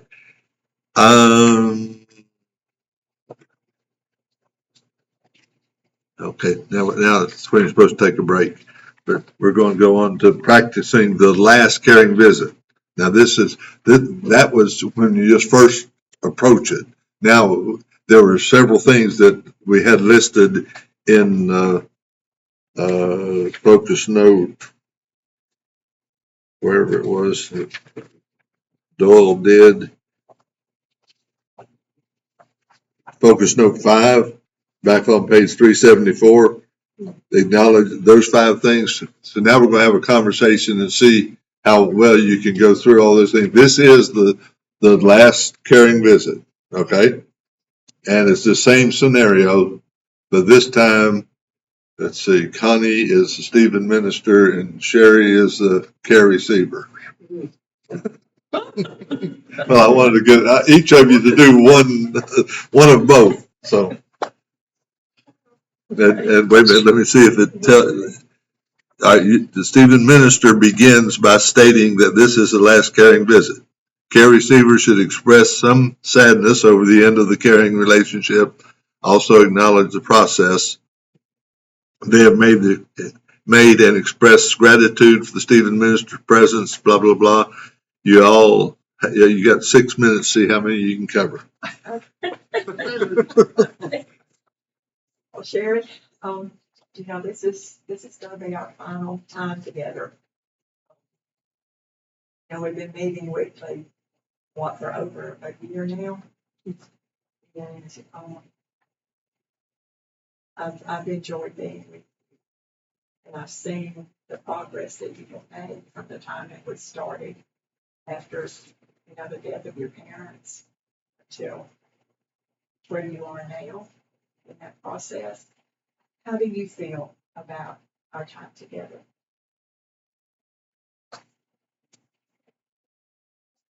Well, I think I've grown. It's getting easier to deal with, you know, that they're passed on and I know they're in a better place. I think I'll be okay. I know that you're going to be okay because you have just come so far.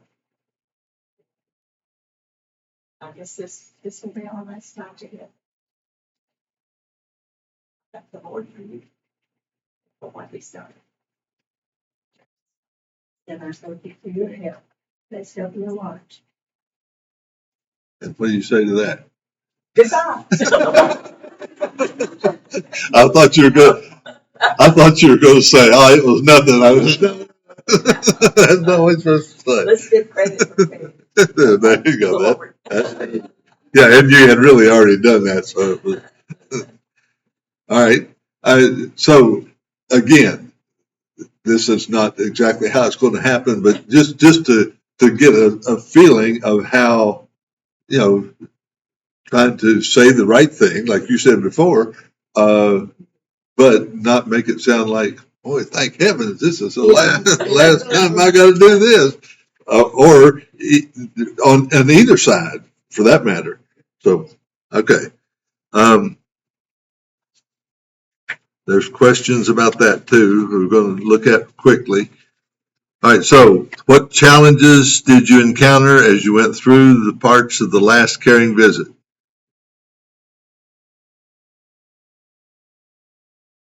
What challenges did you? I mean, you didn't sound like you.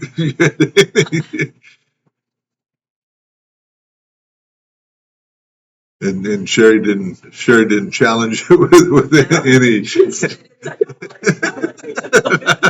Ready to go. Right. Well, and that, I mean, and if we do the process right and it's a gradual letting them go, it should go about like that because they both know this is the last one and they're really can be, as it says, hopeful and confident that you're going to be all right alone, even though you like being together. I mean, that's That impart hope part is a good thing to impart. right. I mean, to talk about what we've done and what I hope. Right. Because we've been through that. I mean, and I think it would be perfectly fine to go back to the devotion at the beginning, the thing at the beginning with Robert this morning, talking about, I'm leaving, but I'll send my comforter that the Holy Spirit will be with you all the time. All right. What words or phrases seemed helpful or meaningful for the last caring visit? And what do you think is the most important? Let's do that. What do you think is the most important to keep in mind to ensure an effective last caring visit? And I think Francis just answered it. I mean, leave them with that hope that you're still okay and it's going to be all right. It wasn't dependent on me anyhow. So, all right.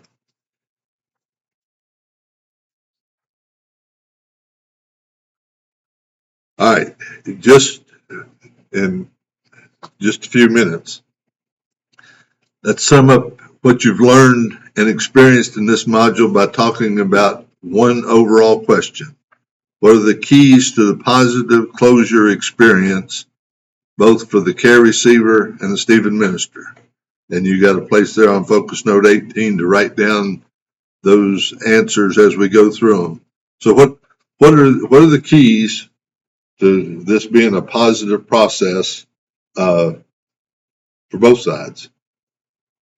That it's the appropriate time for it to happen. Okay, that you, and how do we do that? How do we determine if it is the appropriate time or not? We would acknowledge where we had been, where we had come from, Okay, with whom? with our person. Okay, and We're who else? talking about And who else? Supervision. Yeah, a supervision group is going to be instrumental in helping okay, you. so this is okay. I got it. This I is was, the- I was still on. Okay, I was still on the with my face to face, Yeah. but in the whole process, Okay, I mean, all right. bringing it up with supervision group and having that influence and that advice is critical. And as they understand your relationship and have lived it with you, they can be a big help in helping decide that. All right. So appropriate time. What else?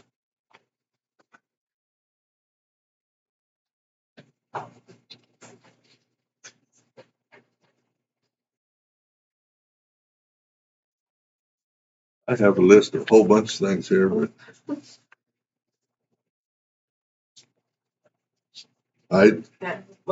That you don't introduce it and it end that very day. right, okay, and the line here says effective closure is planned Yeah. and intentional. Closure takes place over time with the tapering off period. So I mean, it might come up in conversation and you don't even acknowledge it. Yeah, we're fixing to let that sit for, and then next week you bring it up or you lead the conversation in that direction. I mean, it doesn't have to be just as soon as you capture it, you go for it. It's, I just can't help but see that skater going up there. You let him go. Yeah, here it says, once closure starts to come in view, and that could be through either one conversation, the Stephen minister acknowledges that eventual closure in advance so that the care receiver isn't caught off guard. So, I mean, even if after 2 or 3 visits, they say, we're going to do this forever. No, but eventually we'll know when it's time that you're okay. And then there's a process, and it may be another 2 or 3 months before that comes up again, but it's a gradual thing. All right.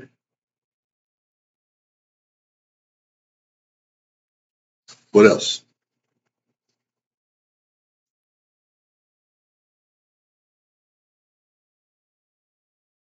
Can you kind of look back at the time that you spent together? Review the process, yeah. Or review the relationship. That helps you come to a close with it. And then in that final visit, make sure you leave them with the hope and that they know that this is final. And that we talked about that before. That in our situation, it may not, I mean, that needs to be handled easily. Like I said, it's probably somebody you already know, and they're in your Sunday school class, or you sit beside them in choir, or you're in circle with them, or serve on trustees with them, or whatever. It ain't like you're never going to see them again. But this part of the relationship is over. All right. All right. I think that covers what we got here. Robert, if you'll talk about the compass, I think we have talked about next week, but we'll review that real Can I leave my book up there? quick. I can't find that. Here. I was going to say yes. It's not yours, but that is one. I've left my script somewhere. All righty. Let's use the Caregiver's Compass to think about this module. You have a copy of the Caregiver's Compass on page 382 in your outline. So let's go to 382. As we discuss the 4 points in the center of the Caregiver's Compass, write words or sentences that summarize what you learned about each point. Let's begin with the point on top. How does compassion, being compassionate, fit into this scenario of ending the relationship?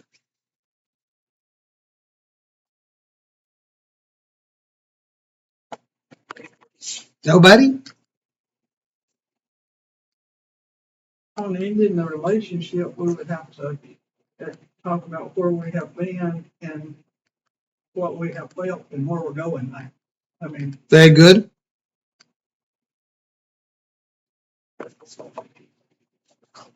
And I think, Sherry, those things that you talked about,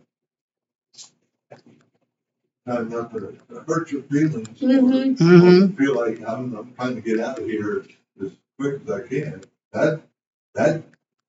I mean, you're struggling with what to say. That shows compassion Yeah,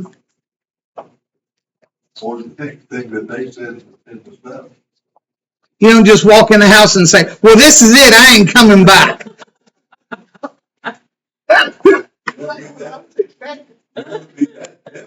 About it. With compassion. I ain't coming back, but I still love you. It's been good, but fun's over. It's been good, but fun's over. What about full of faith? Do you know one of the most faithful things you'll do as a Stevens ministry is when you end the relationship? Because you're putting your faith in the Holy Spirit to continue to walk and work with this person and you're putting your faith in the Holy Spirit to help you say the right words to end this relationship. This may be one of the most full of faith steps in all of Stephen's ministry. And you remember that God's how they put it, caregiver, and that He's going to continue that. Exactly. You're trusting God. You're trusting God to continue a relationship that you've been deeply invested in for a year or so. You're trusting God to take care of that person and help the healing continue to grow. This is a step that is full of faith, not just for the care receiver, but for the caregiver as well. Skilled.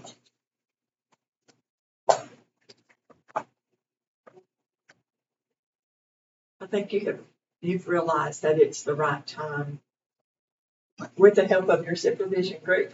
Yes. That it's time to end the caring. You're exactly right. You've got to know when to end it. Being skilled means that you know when to end, when it is time to move on, or to help the person to move on.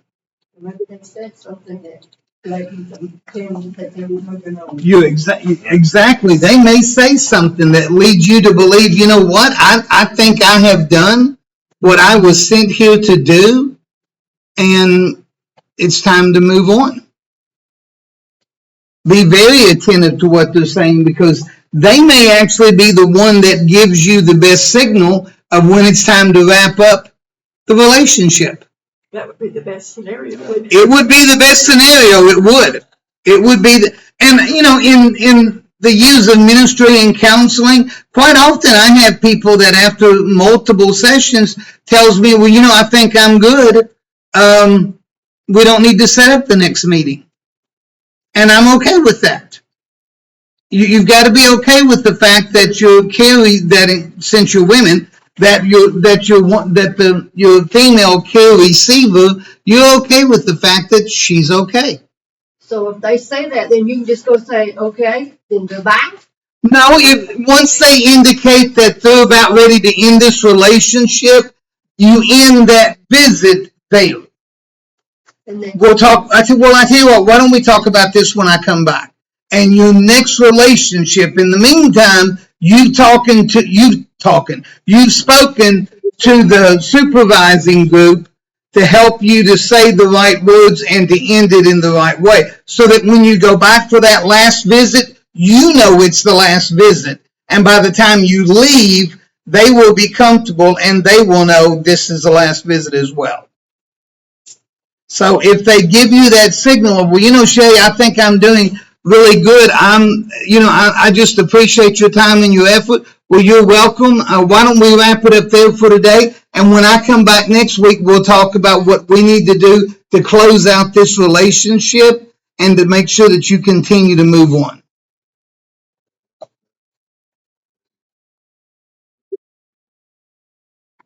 Makes it automatic. Right. Revisits instead of just one. And if you wanted to say, well, I mean, depending on the situation, but let's just not meet next week. There you go. Let's see how things go and meet in a couple of weeks. There you go. And at that time, if everything's still like we think it should be, we'll set up that, we'll go through the process of deciding when it's going to be our last visit.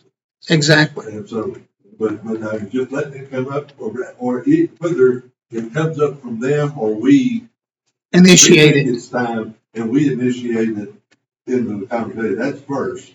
Then there's got to be a time to plan closure, Right. and then setting a final date. Right. And those could be a time or two Right. in between. So even if your person says, well, Sherry, I don't know that we need to meet anymore, then your response is, well, tell you what, why don't we not meet next week, and I'll come back in 2 weeks, and we'll see how the week went and how you're doing. And you know that you're going into that last visit to wrap up the relationship. don't just, because somebody says, well, I don't know that you need to come back next week. Well, okay, then I've enjoyed, I'm good, yada, yada, yada. We just, don't, even if they say I'm good with you not coming back, schedule a final visit. At least one visit, because then that final visit, you've got paperwork you need to do to close out that relationship. Well, is any of it done in front? I don't remember what the page looks like. They have to sign it, right? Yeah, they have to sign it. Okay, I couldn't remember. It's been a while. Fill it out together. Right, yeah. How many times have we met? How many hours have we met? Yeah. All that kind of stuff. And you may want to tell them. You may tell them, well, why don't I come back in 2 weeks and we'll do the paper. Okay, thank you. I've seen it, but I didn't remember what was on it. Why don't I come back in 2 weeks and I have some paperwork I need to do and we need to make sure everything's okay. And that way they know you're coming back to end that relationship. But don't just end it all of a sudden because they say, well, I don't think we need to meet again. Yeah, then you simply, well, why don't we see how it goes next week and I'll come back in 2 weeks. Now, if we know that's gonna happen, do we get in touch with somebody in the supervisor? Call one of the supervisors and tell them that your person has indicated they're ready to bring the relationship to a close. Call one of us and let us know. Is there a specific one of you or just? No, just call one of the leaders. If you don't think it's time, if you don't think you've resolved everything, then your process is called Sandra. She's the one that's Right. just to start with. Okay. And she may want to talk to the person and say, are you sure you need to end this or whatever she does? And then maybe they decide, well, no, we'll continue. I just thought that I was, some people just think they're a burden. And that's what we're there for. But if both of you are in agreement. Yes, it would be both of you in agreement. Yeah. Even if you agree that, yes, it's time to close it, you need to call one of the supervisors and say, they've indicated, I'm comfortable with closing it out. I thank you for letting me know. Do you and I need to go over what you're going to say? Do you want to talk about what you're going to say to make sure you're prepared to end that relationship as well? Exactly. So, yeah, if they indicate they're ready to end the relationship, call a supervisor because there's a specific way to end the relationship. And you want to make sure that you're clear on it. And it gives you a chance to kind of talk it out and go over it with somebody before you actually do it with your care receiver.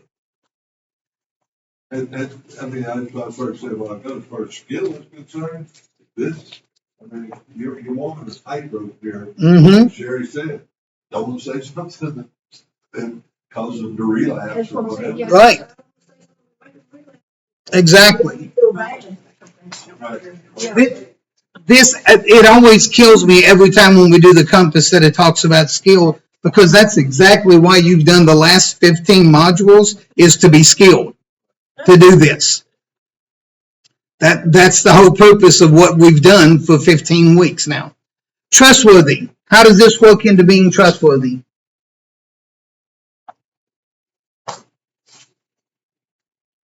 Well, gee, don't everybody answer at once? How does ending the relationship relate to trustworthy? We have been where we should have been with the person, and we have, I would hope, with each other. You built a relationship. And if you're closing out the relationship, Trusting in the person, trusting in God. Yes, exactly.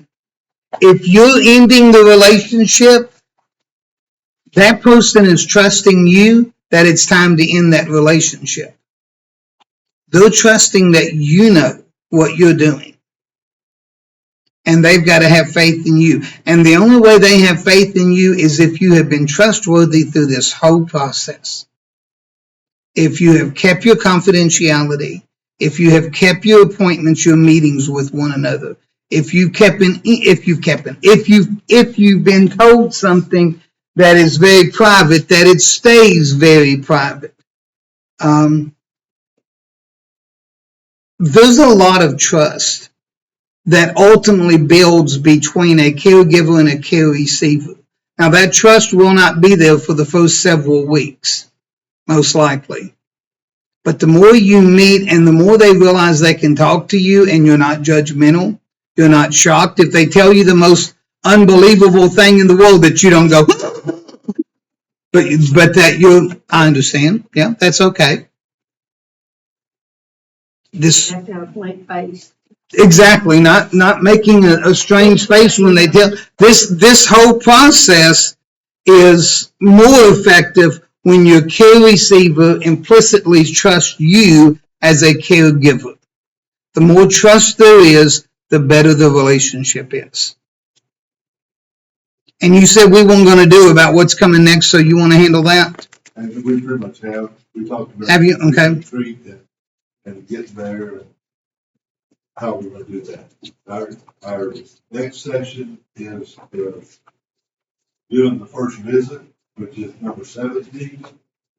So that's the pre-class reading that you need to do between now and Sunday. We'll do that Sunday night.